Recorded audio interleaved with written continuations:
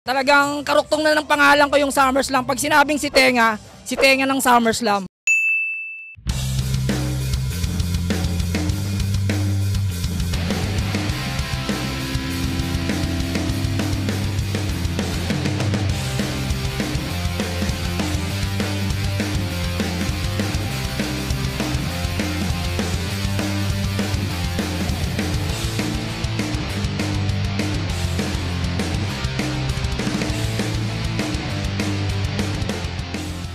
Sa Pau SummerSlam.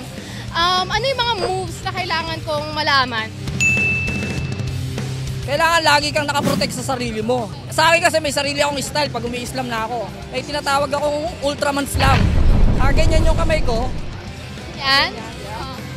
Ginaganon ko, para yung face ko nakaprotect. Ganyan ko. Yan, okay. Tapos kailangan tamang tulak ka lagi. Push, push, push. Para yung tao lumalayo sa'yo. So, paano? Ganyan, tapos gaganyan ka. Para kang ano lang, yung tribal war na nakikipagdigma.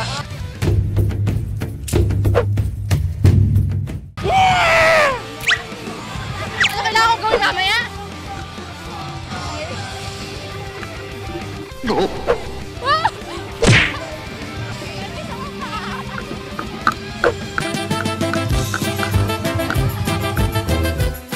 Ako, dahil may dala ako, may pinag-iingatan ko lang naman ang aking sarili. Lalo't may mga cellphone ako, pera, to ano-ano. Ayoko lang, hindi ako basta-basta mag-i-islam. Kailangan, tansyahin mo mabuti yung sarili mo kung anong gagawin mo. Isa akong general ng Islamang ito.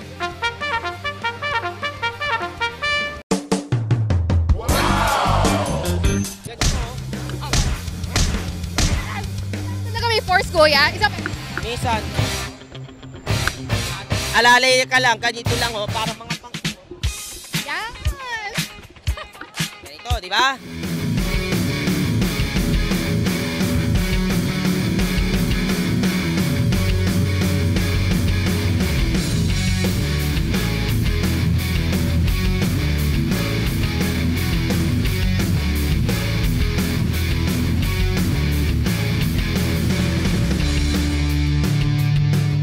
Ganun lang po kami, tapos pamababad Islam.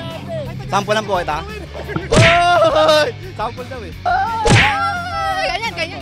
Ganun. First time ko po kasi sa Pau SummerSlam. Pwede po ba turuan niyo ako paano mag-headbang? Headbang? Sige, okay lang kahit flexi po ko. Yan. Yan na.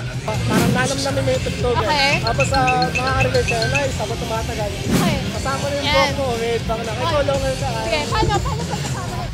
Pero kasama buhok dapat na. Siyempre babae ka kasi mag-gym yung sarili mo kasi marami mapagsamantala ka. Okay lang, tapos papanggain ka, ganyan ka lang.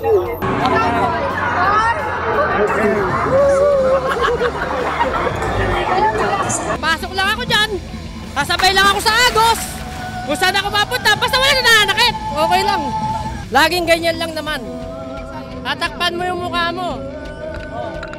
Body lang, body. Wala pa. Body lang. Okay, ganito. Pagkapagkabong ka lang, papaus-paus ka. Papapagkabong. Yun lang.